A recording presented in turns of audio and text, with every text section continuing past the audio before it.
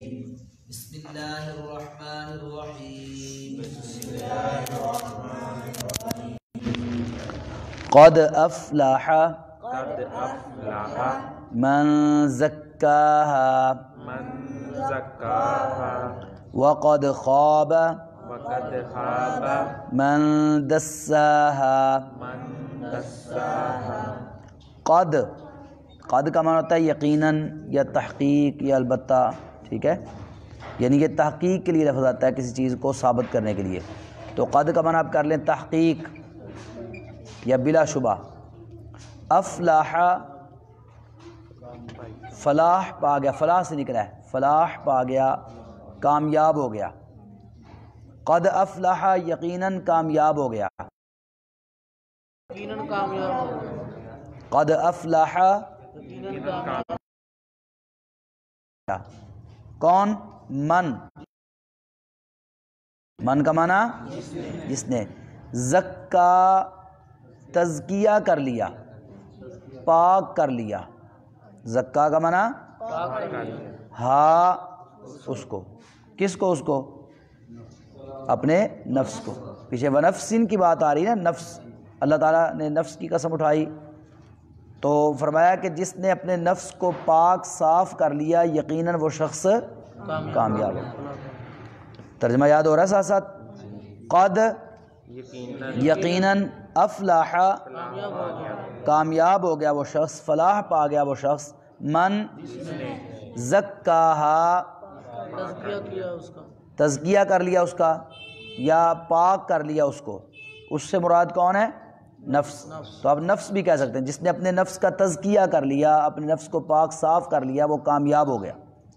واو کا معنی قد یقیناً، خواب افلاح، افلاح کا معنی کامیاب ہو گیا، تو خواب کا معنی ناکام ہو گیا، سارے میں مبتلا ہو گیا۔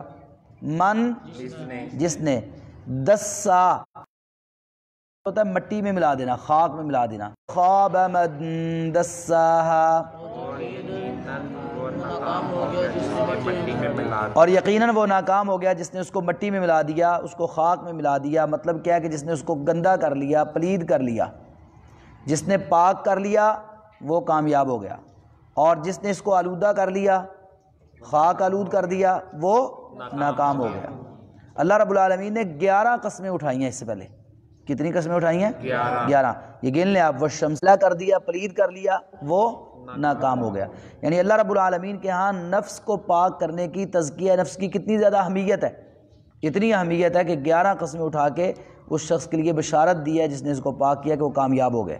تو تزکیہ نفس کا مطلب ہوتا ہے اپنے نفس کو پاک صاف کر لینا۔ نفس بھی میلا ہو جاتا ہے، جیسے انسان کا جسم میلا ہو جاتا ہے، کپڑے گندے ہو جاتے ہیں، ایسے انسان کا نفس بھی گندا ہو جاتا ہے۔ جیسے ہمیں نہانے کی ضرورت ہے، اپنے جسم کو پاک صاف رکھنے کے لیے کپڑے دھونے کی ضرورت ہے تاکہ ہم آلودہ نہ ہوں، لوگوں کو اسمیل نہ آئے، بدبو نہ آئے، تو ایسے ہی روح کو، نفس کو پاک کرنے کے لیے اس کو بھی غسل دینے کی ضرورت ہے۔ اور اس کا غسل کیا ہے؟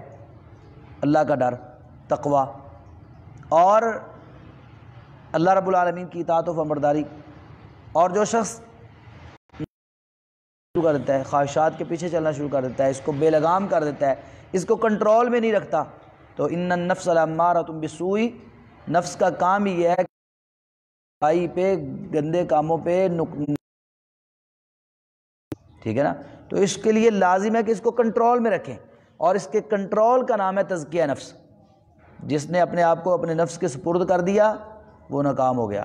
رسول اللہ صلی اللہ علیہ وسلم یہ دعا کرتے تھے نا، وَلَا تَكِلْنِي إِلَىٰ نَفْسِي طَرْفَةَ عَيْنٍ، یا اللہ مجھے ایک پلک جھپکنے کے برابر بھی اپنے نفس کے سپرد نہ کرنا۔ اور اللہ کے رسول یہ کہا کرتے تھے، ان الحمد للہ نحمدہ ونستعینہ ونستغفرہ، آگے کیا کہتے ہیں؟ ونعوذ باللہ من شرور انفسنا، ہم اللہ کی پناہ میں آتے ہیں اپنے نفسوں کی شرارتوں سے۔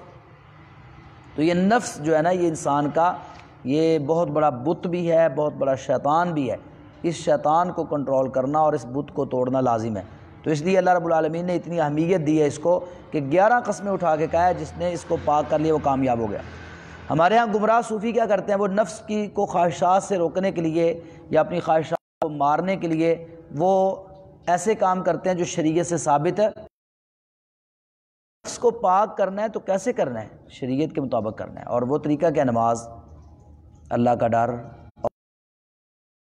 تو جو نفس کو پاک کر لے گا، فرمایا وَنَهَا الْجَنَّةَ هِيَ الْمَأْوَىٰ، جس نے اپنے نفس کو خواہشات سے روک لیا جنت اس کا ٹھکانہ ہے، ٹھیک ہے نا؟